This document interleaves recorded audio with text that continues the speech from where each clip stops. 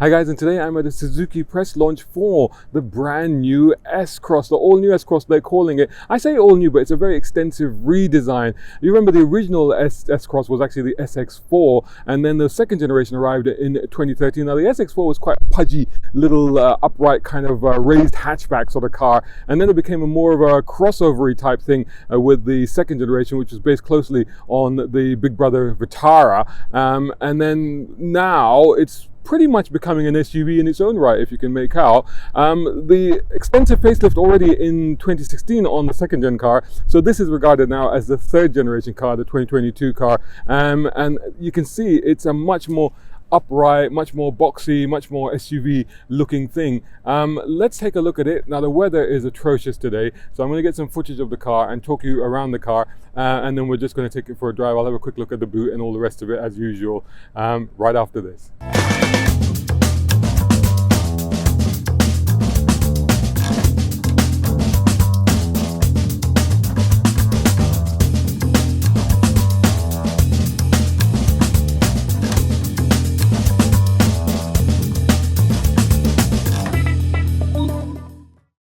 Potentially in line to steal sales from the bigger Vitara. Suzuki know this, they expect this. In fact, they've ordered more of these for when deliveries start in January. They're expecting it to do quite well. It's definitely the best looking version of the S-Cross so far.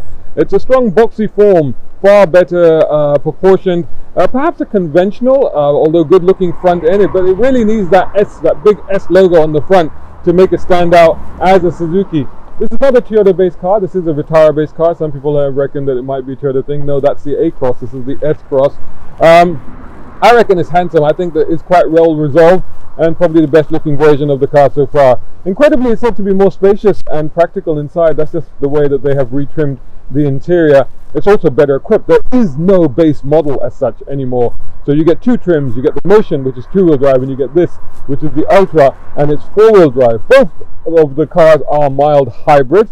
In fact, all Suzuki cars now, all passenger Suzuki cars, are hybrid in some form. So whether it's mild hybrid, full hybrid, or plug-in hybrid, I think particularly in the case of the Toyota-based models, as I said, it has a 1.4 booster jet engine that's got direct injection, and as I said, the 48-volt mild hybrid system. Power output is 129 brake horsepower, 235 newton meters of torque. That may not sound like much, but the Ultra will do 0 to 62 miles per hour in 9.5 seconds, which is one of the best in its class. This one, so the Motion that is, will do 0 to 62 miles per hour in 9.5 seconds, which is one of the best in its class. The Ultra takes a little bit longer, it's 10.2 seconds. They return 53 miles per gallon, and the CO2 emissions is 120 grams per kilometer. What are rivals? Well, they consider cars like the Nissan Qashqai, Peugeot 3008 and the Kia Sportage. Prices start from £25,000 for the Motion and are just under 30k for the Ultra. Add 1,354 on automatic. They all come with a 6-speed manual. Otherwise, they reckon about 40% of customers will opt for the automatic. Here we go, first time sitting in the back of an S-Cross. This driver's seat is set for me. That's my driving position. I'm 6'2" with long legs. As you can see, I am 6'2", because the driving seat, although that's not too bad, there's just about enough room here for my knees. That's squashy, so that's not a problem. Feet room, it's not too bad actually. Slightly just here, it's a little bit intrusive here, but other than that, it's not too bad. So that's actually not too bad. I could do with a little bit more room, so I can see where the Vitara would benefit. If you know you have taller passengers, it might be something you want to consider. Headrest here, I'll pull it up. That makes it much better. The headroom, I don't know if you can make out, but that's just a little bit on the tight side for me. Now apparently you can, I don't know from where or how, but apparently you can recline these chairs. So maybe from, there you go. So that's moved it back a little bit, and actually that's improved things quite a bit. Yeah, a little bit better that way. So that's pretty good. Back here you don't get very much, but you do get leather upholstery, and you get a center armrest with 2 cup holders in it. Isofix Chelsea anchor points, of course. Nice sort of trim here. That's sort of textured material, and then that's leather. So leather upholstery in the top spec car. I'll go through the spec when I get into the front. Not bad. Time to get into the front.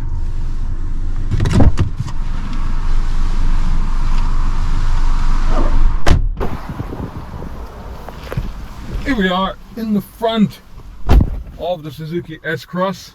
There you are, check it out. Let me go widescreen, and then this one is a manual, so let's make sure that's all right. And the starter button is where's the start button? Oh, it's on this side actually. Look at that. So that's where the starter button is, and there you go. Suzuki sign. The center bit there is digital, and that's a big screen on that one. I'll go through all the spec, but remotes on the steering and everything, just as you would expect. Big Suzuki logo. Good seating position actually. Steering is reach and rake adjustable. Seat is height adjustable. Look at what's going on here. All of that stuff going on. I'll tell you what that was in a minute. Overall, very nicely designed. Approach a roundabout, turn left. My goodness. All right, quiet lady. You got your monitor, all your climate control, a little compartment there, USB, manual, got heated seats in this one, compartments there, club box, basically cup holders there, and a deep cubby box with another power supply. Now, we weren't joking when we said that these are very well equipped. So even on the Motion, you get 17-inch alloys, you get LED headlights and rear lights, brake assist, lane departure warning and prevention, traffic sign recognition, rear cross traffic alert when you're reversing, blind spot monitor, parking sensors, reversing camera. You get keyless entry and start, as you've seen, a 7-inch display on the Motion with Apple CarPlay and Android Auto, dual zone climate control, heated front seats, and adaptive cruise control. That's all standard on that car. On this one, the Ultra, you get the polished 17-inch alloy wheels, and you get a 9-inch monitor, as I've said, with navigation, the leather upholstery, as I mentioned, and the panoramic roof, which, you know, I should actually open those so that I can see better. And this is the thing about this car. This is the first, I wonder if it'll work if I do that. This is the first Suzuki to have 360-degree camera view. Look at that, check that out. Cool. All right, so that's all pretty awesome. Let's take it for a drive. Right then, so let's take it for a drive. Now, this is an all-wheel drive, and it's got the settings down here. So you get automatic, which is basically it decides what to do, and it's kind of more keyed towards front-wheel drive in that sense. Then you go into sport. I might just do that in a minute, and that's sort of more inclined to be to focus more on its all-wheel drive abilities. Let's punch out this corner. There you go. I can feel front wheel drive torque steer. That's in auto mode. So I'll go into sports mode. Then you get snow mode, which is basically it's focusing on all wheel drive, and then you actually get lock. And what lock does is basically it's got a limited slip differential. It kind of electronically acts as a locking differential. So when you have lack of traction on one of the tires and one of the wheels, then it will try and focus on the ones that do have traction. So that's when you find yourself stuck, it's worth trying that. But right now we are in sport, I think. So hang on. So we are in auto. There's a nice little graphic that comes up on the screen, and it shows the car. Actually, a graphic of the car. So it's a nice bit of road here. So we're going to go into sport. Manual gearbox. Very nice change. Very easy clutch take up on the car. And again, like once you're on the move, you know, we talked about, you know, only 129 horsepower, but it's no slouch. I mean, as you saw, I got good acceleration out of that, and torque steer, and a little bit of wheel spin. So, but it is very wet and slippery right now. But the clutch take up is very light, very easy. The gear shift is, I mean, Suzuki are very good actually at these gear changes. I mean, they're really a joy to use. You know, up, down, no problem at all. Can you heel and toe? You could with a bit of practice. The pedals are a bit further spaced apart, but I guess, you know, with a little bit, yeah, they are. For me, they're a little bit too apart actually. So, but anyway, you can if you want to. You can, yeah. So good handling. I mean, like I said, slippery, wet conditions today, constant rain, but not proving to be an issue. I mean, you know, we're doing a decentish speed on this road, but that added reassurance of the all-wheel drive is certainly helping. The brakes are, well, pretty good, not an issue at all, and it tracks quite straight. So from 60 miles an hour, brake hard, absolutely tracking straight, no problem at all. There is a rear wiper as well, which I better turn on actually. There you go. Now I got that rear wiper as well. It's got automatic everything. Obviously the lights and I think the wipers also are sensitive. I'm not sure, but anyway, adaptive cruise control and all that. I'm not using that right now.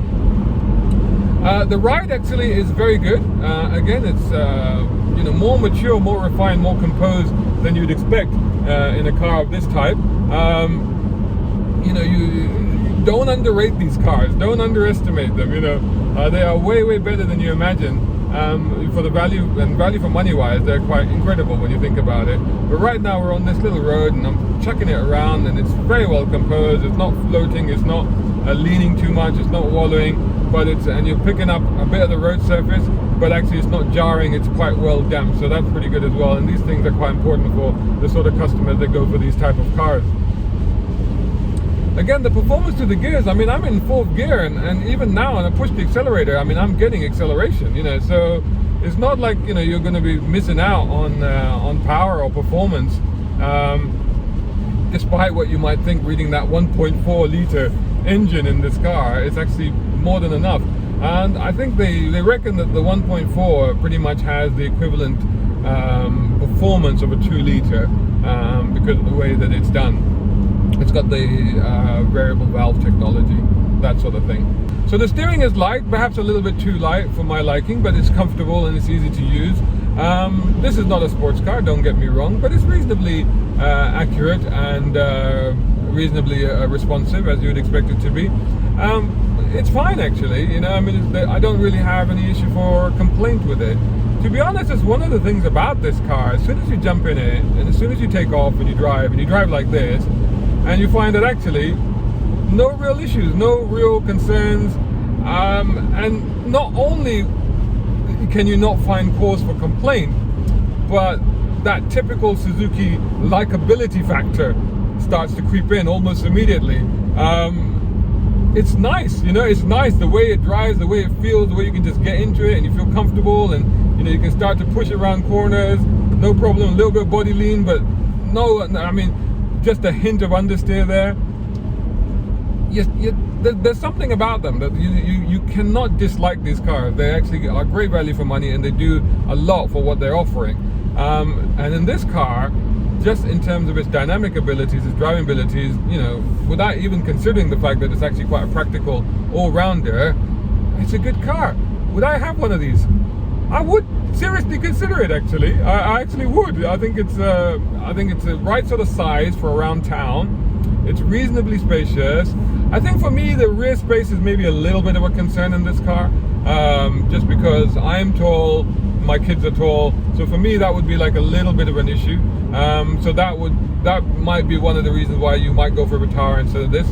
But if you're regular size adults, unlike myself and my family, then it shouldn't be a problem. It should be absolutely fine. So there you go. There's my review of the Suzuki S-Cross. Not bad at all. Thumbs up. Let me know what you think in the comments. A big shout out and thanks to Jay Williams over at Air Technic, who are my top tier sponsors. Check them out for exhaust, brakes, suspension, and even body kits. Also, much appreciation to my tier 4 sponsors, Muhammad Ali Ahmed and Tom Conway Gordon. And of course, all of these other guys who have joined me on Patreon. Without their support, I can't be creating the content that I am doing. Perhaps you can join them. Head over to patreon.com/browncarguy. Even if you can't do that, make sure you're subscribing and sharing this channel, which of course is youtube.com/browncarguy. Also subscribe to browncarguy.com and follow me on all the socials. Just search for my hashtag, which of course is #BrownCarGuy.